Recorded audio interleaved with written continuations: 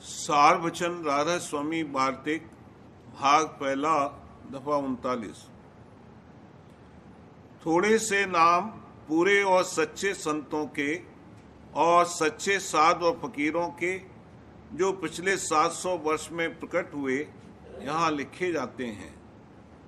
कबीर साहब, तुलसी साहब, जगजीवन साहब, गरीबदास जी, पलटू साहब, गुरु नानक, दादू जी, तुलसीदास जी, नाभा जी, स्वामी हरिदास जी, सूरदास जी और रैदास जी, और मुसलमानों में शम्स तबरेज, मौलवी रूम, हाफिज सरमद मुजद्दिद अलिफ सानी।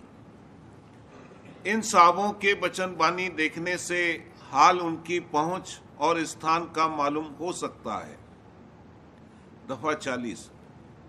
संतों और फकीरों की पहचान यही है कि वे हमेशा इष्ट और अकीदा सच्चे मालिक का अंतर में दृढ़ करावेंगे और बाहर मूरत और तीर्थ और पोथी और किताब में नहीं भटकावेंगे और न देवता और अवतार और पैगंबरों की पूजा में लगावेंगे और अभ्यास सहज योग सूरज शब्द का कि इसके सिवाय दूसरा रास्ता सच्चे मालिक से मिलने का नहीं है बतलावेंगे और अपने वक्त के पूरे सदगुरु की सेवा और प्रीत और प्रतीत का उपदेश करेंगे और स्त्री और पुत्र और धन और मान बढ़ाई की आसक्ति रोज बरोज कम करा के खोजी और अनुरागी के हृदय में सच्चे मालिक की प्रीत और प्रेम को बढ़ावेंगे और वे आप भी हर वक्त भजन और ध्यान में रहते हैं और अपने सेवकों को भी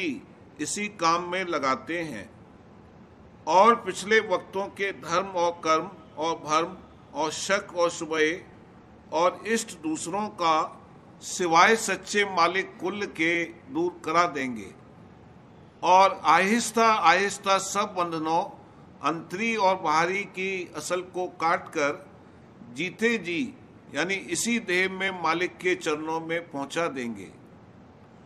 पर शर्त यह है कि उनके सत्संग और सेवा से हट न जावे और रोज बरोज उनके चरणों में प्रीत और प्रतीत बढ़ाता जावे और जैसे वह फरमावे वैसे अभ्यास करता रहे। दफा 41।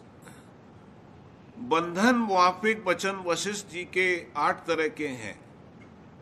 पहला बंधन इज्जत और हुर्मत खानदान यानी वंश का, दूसरा इज्जत और हुर्मत जात का, तीसरा इज्जत और हुर्मत ओहदे यानी काम और हुकूमत का, चौथा लज्जा और खौफ नेकनामी और बदनामी जगत का, पांचवा मोहब्बत स्त्री और पुत्र और धन और माल का, छठा पक्षपात करना झूठे निश्चय और ओछे मत का, सातवां आशा और तृष्णा और जगत के भोग विलासों की चाह, आठवां अहंकार।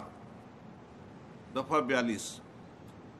जिस महात्मा के सत्संग और सेवा से यह बंधन रोज बरोज ढीले और कम होते जावें और प्रीत और प्रतीत सच्चे मालिक के चरणों में दिन दिन बढ़ती जावे तो यकीन करना चाहिए कि वे रफ्ता रफ्ता सब बंधनों से छुटाकर निज पद में पहुंचा देंगे। सिवाय इसके और कोई माकूल पहचान संत और साध की नहीं है और जो कोई यह इरादा करे कि संतों का हाल उनके लक्षण और चाल चलन को देखकर ग्रंथों की लिखी हुई बातों से मिलावे या उनसे करामात चाहे या उनकी और किसी तरह से परीक्षा और इम्तहान करे तो यह बड़ी भारी गलती और नादानी है। किस वास्ते कि इस तुच्छ जीव की क्या ताकत है कि अपनी अल्प बुद्धि और ओछी अक्ल और समझ से उनके ज्ञान और चाल ढाल को परख सके।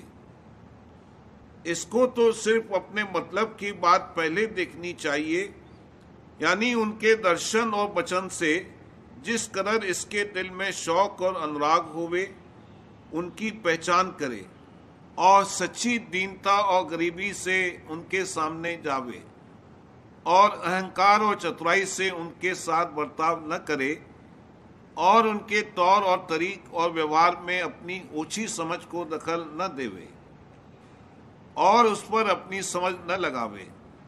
किस वास्ते कि संत जो काम करते हैं, चाहे जाहिर में वह लड़कों का खेल ही मालूम होवे, पर वह कभी मसलत से खाली न होगा और जरूर उसमें फायदा और लाभ सब जीवों का मंजूर होगा। जीव की अक्ल वहां तक पहुंच नहीं सकती है कि जहां उसको नफे और नुकसान की समझ आवे।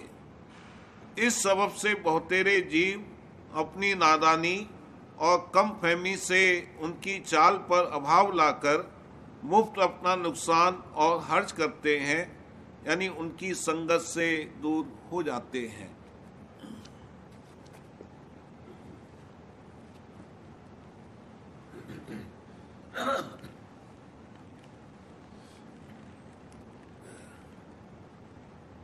बच्चन महाराज साहब, सवाल जवाब। सवाल, बगैर गुरमुख के रंग नहीं चढ़ता और जिस कदर दया होनी चाहिए वैसी नहीं होती। जवाब, जब सच्चा ख्वाहिशमंद आता है तब रंग भी चढ़ता है और कार्रवाई भी प्रकट होती है। इसलिए जब सच्चा ख्वाहिशमंद आवेगा तब देखा जाएगा। जैसे दुकान पर गुमाश्ते और नौकर काम करते हैं और जब कोई बड़ा खरीदार आता है तब दुकानदार आप बाहर संदूक की कुंजी लेकर आता है और सौदा देता है, वैसे ही जहाँ कहीं की सत्संग है सब दुकानें यानी शाखें हैं। जब सच्चा खरीदार आवेगा तब दुकानदार भी आकर प्रकट होगा। सवाल, सद्गुरु क्यों नहीं प्रकट होते हैं? जवाब, मन को मारो, तन को जारो, इंद्रिय रोको, गुरु चरण में प्रीत करो, पिंड के पार पहुंचो तो गुरु भी प्रकट होंगे। सवाल, अगर इस पृथ्वी पर या कहीं और पृथ्वी पर भी सद्गुरु मौजूद हों तो जब गुरुमुख आवेगा तब प्रकट कार्रवाई होगी। जवाब, ऐसा नहीं है, बगैर गुरुमुख के भी कार्रवाई होती है। चरणामृत और प्रसादी तो आगे ही जारी की जाती है। जैसे हुजूर साहब के प्रकट होने से पहले ही अंदर गुप्त तौर पर प्रसादी और चरणामृत मिलता था, मगर पूरे तौर से कार्रवाई जैसी की चाहिए वैसी तब प्रकट होती है जबकि गुरुमुख आता है। सवाल, स्वामी जी महाराज और हुजूर महाराज में धार एक ही थी, तो जब दोनों मौजूद थे तब इनमें क्या फर्क था? जवाब, जैसे समुद्र एक होता है उसमें से लहरें अनंत उठती हैं, तो जल एक ही है, इनमें कोई फर्क नहीं है। वैसे ही भंडार एक ही है और जो धारें निकलती हैं उनमें भी कोई फर्क नहीं है। अब इससे कोई मतलब नहीं है कि कौन सा जल किस लहर में था, जात तो एक ही है। या जैसे मुख से आज बोलते हो कल बोल न सको, तो रूह एक ही है, सिर्फ बोलने की कल का फर्क हो गया। या जैसे वृत्ति आज एक तरफ है कल दूसरी तरफ, यहाँ बोलने वाला एक है, सिर्फ वृत्ति का फर्क होता है। तो ख्याल बोलने वाले पर लाना चाहिए न कि वृत्ति पर। सवाल, बगैर गुरुमुख के क्या कार्रवाई नहीं हो सकती है? जवाब, क्यों नहीं हो सकती है? क्या स्वामी जी महाराज फिर नहीं आवेंगे? अगर ऐसा हो तो फिर सच्चे संत का आना बंद हो जाएगा। शायद अब भी कोई बच्चा सच्चे संत हो, जब मौज होगी तब प्रकट होगा। सच्चे संत तीसरे तिल के नीचे नहीं आते और वहां बैठकर कार्रवाई करते हैं और अपने निज अंश को गुदा चक्र तक उतार देते हैं। उसको गुरमुख कहते हैं। गुरमुख से सारी रचना को फैज पहुंचता है। सत्य संत उसको निकालने के लिए आते हैं और उसकी निगरानी करते हैं। और जब तीसरे तिल में गुरुमुख की रसाई होती है तब वो स्वतः संत से मिलकर एक हो जाता है, यानी दोनों का एक रूप हो जाता है। या ऐसा समझ लो कि सूरत गुरुमुख है, शब्द गुरु है, और असल में दोनों एक ही हैं। यानी जहाँ धार ने ठेका लिया वहाँ उसको सूरत कहते हैं, और जो कार्रवाई करने वाली धार है उसको शब्द कहते हैं। सवाल, स्वामी जी महाराज के वक्त में जब एक अंश थी तब उसी वक्त दूसरा गुरुमुख भी था। गोया 3 धारें एक ही वक्त मौजूद थी, तो ये कैसे हो सकता है? जवाब, इसमें क्या है, 2 अंश क्यों, चाहे 50 हों, इसमें कोई बात नहीं है। एक बाप के 5-7 लड़के नहीं होते हैं। सवाल, जो सुरतें दयाल देश में पहुंचती हैं उनमें और सदगुरु में क्या फर्क होता है? जवाब, जो कि पहुंचाई जाती हैं वो हंस होती हैं, और जो संत हैं वो सत्य पुरुष का अवतार हैं।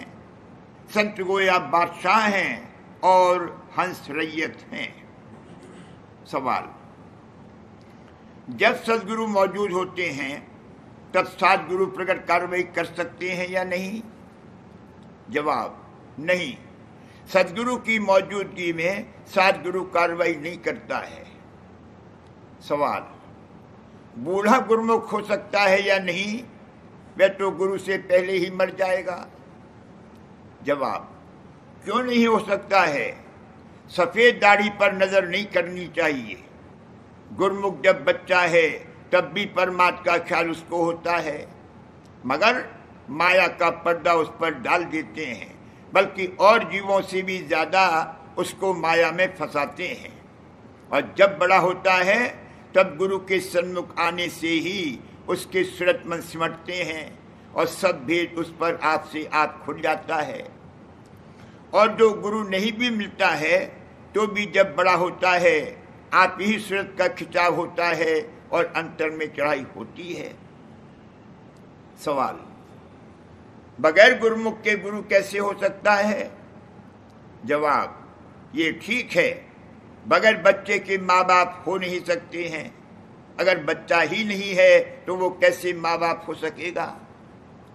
सवाल, स्वामी जी महाराज ने एक बार फरमाया था कि न मालूम मैं गुरु हूं या राय सालिग्राम हुजूर महाराज मेरे गुरु हैं, इसका क्या मतलब है? जवाब, धार एक ही है, इसमें फर्क नहीं है। अंश पहले नीचे उतारी जाती है, वह जब तीसरे तिल में पहुंचती है तब फिर उसमें और गुरु में कोई भेद नहीं रहता। ऐसा गुरु और चेला कोई बिरला होता है। सुरतवंत अनुरागी सच्चा, ऐसा चेला नाम कहा। गुरु भी दुर्लभ चेला दुर्लभ, कहीं मौत से मेल मिला। सवाल, आजकल चंद सत्संगी खुसूसन पंजाब में बात गुप्त होने हुजूर महाराज के गुरु बन बैठे हैं और बेधड़क प्रसादी देते हैं और कहते हैं कि फला मुकाम हमको खुल गया है और हम में हुजूर प्रकट हुए हैं, ये क्या मामला है? जवाब, ये भी मौत से ही है और इसमें भी जीवों की गलत है। बड़े गुवार लोगों के मनों में भरे थे, वो झड़ रहे हैं। हुजूर महाराज का चुपचाप गुप्त होना बड़ी मसलहत से था। जिन लोगों से कि हुजूर महाराज के वक्त में कुछ अभ्यास नहीं बनता था और सिर्फ प्रसादी और चरणामृत वगैरह को ही परमार्थ समझते थे, अब वो किसी न किसी को पकड़कर गुड्डा बनाकर बैठाते हैं और उससे प्रसादी लेते हैं। मगर जो सच्चे परमार्थी हैं उनको भी अगरचे चाह इस किस्म की है कि संत सदगुरु फिर प्रकट हों और सब कार्रवाई बदस्तूर जारी हो जावे, मगर वो जानते हैं कि किसी के बनाने या कहने से संत नहीं बन सकती। जब उनकी मौज होगी आप प्रकट हो जावेंगे। ये चाह उनकी नामुनासिब नहीं है, मगर समझना चाहिए कि जो मौज ऐसी जल्दी प्रकट होने की होती तो गुप्त ही क्यों होते। जब उन्होंने देखा कि लोग बाहरी नाच कूद में, जो कि आसान बात है, बहुत लग रहे हैं और अंतर अभ्यास में ढीलन ढाल हैं, तो दया करके ऐसी मौज फरमाई ताकि तड़प लोगों के दिलों में दर्शनों की हो और अंतर अभ्यास दुरुस्ती से बन आवे। सो नादान जीव इस बात को नहीं समझते हैं, आप गुरु बन बैठते हैं, मगर कुछ हर्ज नहीं है, वह भी दुरुस्त किए जावेंगे और झकोले खाकर सत्संग में लाई जावेंगे। सवाल, मालिक की मौत से जो तरंग पैदा हो और मन की तरंग में किस तरह तमीज हो सकती है? जवाब, जो सत्य की धार से तरंग पैदा हो वह मौज मालिक की समझना चाहिए, और जो तरंग की भोग विलास की काल पुरुष से पैदा हो वो मन की तरंग है। जो मौज से तरंग होती है उसमें हमेशा परमार्थ की फायदा होता है, और मन की तरंग हमेशा संसार की तरफ झुकाती है। अब अगर सचेतन की धार से मेला हो तो पहचान हो सकती है, मगर चूंकि वो धार बहुत अंतर में पोशीदा है और वह भी मन के मुकाम पर होकर आती है और जीव की बैठक बहुत नीची है, इसलिए पहचान मुश्किल है। अलबत्ते कुछ निशानियों से पहचान हो सकती है। अव्वल तो कार्रवाई का नतीजा देखना चाहिए, यानी अगर किसी काम का नतीजा ऐसा हो कि उसमें तरक्की परमार्थ की हो तो वो तरंग मौज की समझना चाहिए, और जिस तरंग से संसारी भोग विलास या मान बढ़ाई की चाह या और कोई नतीजा खिलाफ परमार्थ के जाहिर हो वह मन की तरंग है। दोयम, अगर किसी काम के असबाब खुद ब खुद इकट्ठे हो जावें और फौरन हिलोर थोड़ी उठकर सहज स्वभाव उस काम को किया जावे तो वह मौज से है, बशर्ते कि वह काम नाजायज और खिलाफ परमार्थ की नहीं है। लेकिन बाज वक्त नाजायज तरंग से भी कुछ परमार्थी फायदा निकलता है। जैसे हुजूर महाराज एक चेले का जिक्र फरमाते थे कि उसके गुरु पूरे महात्मा थे, मगर उस चेले में काम अंग विशेष था। उन्होंने एक रोज कुछ रुपया देकर उसको कहीं रवाने किया। हरचंद उसने उज्र किया और कहा कि मुझ में ये अंग विशेष है, मगर महात्मा जी ने कहा कि कुछ परवाह नहीं, गुरु संभालेंगे। आखिरकार उसको एक वेश्या मिली। चेले ने अपने मन को बहुत कुछ रोका, मगर तरंग ऐसी जबर थी कि वह उसके घर गया और रुपया दिया।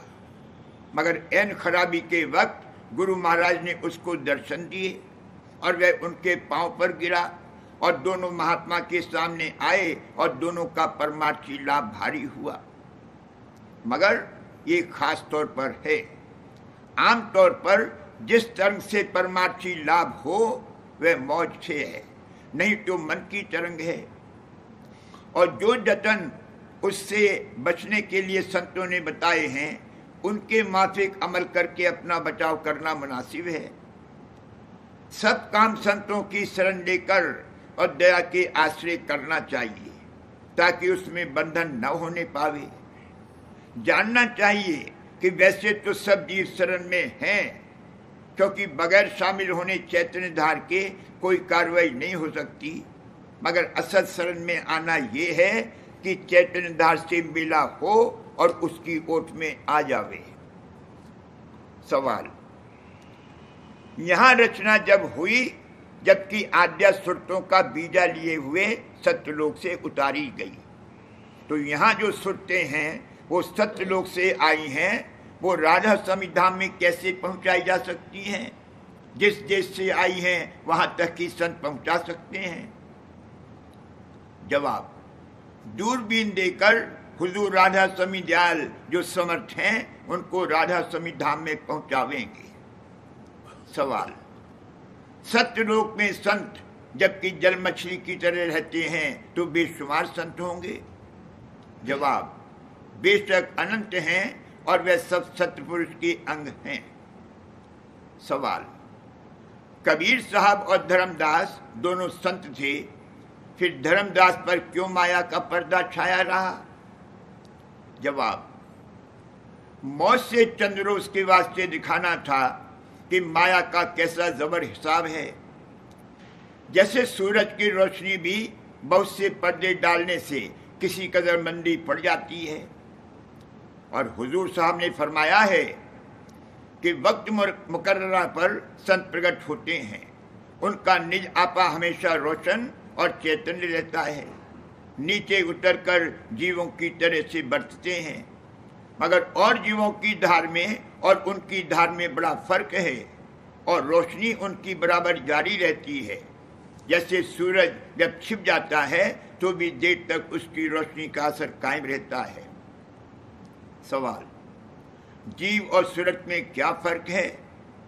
जवाब, सूरत मन के घाट पर उतरकर जीव कहलाती है।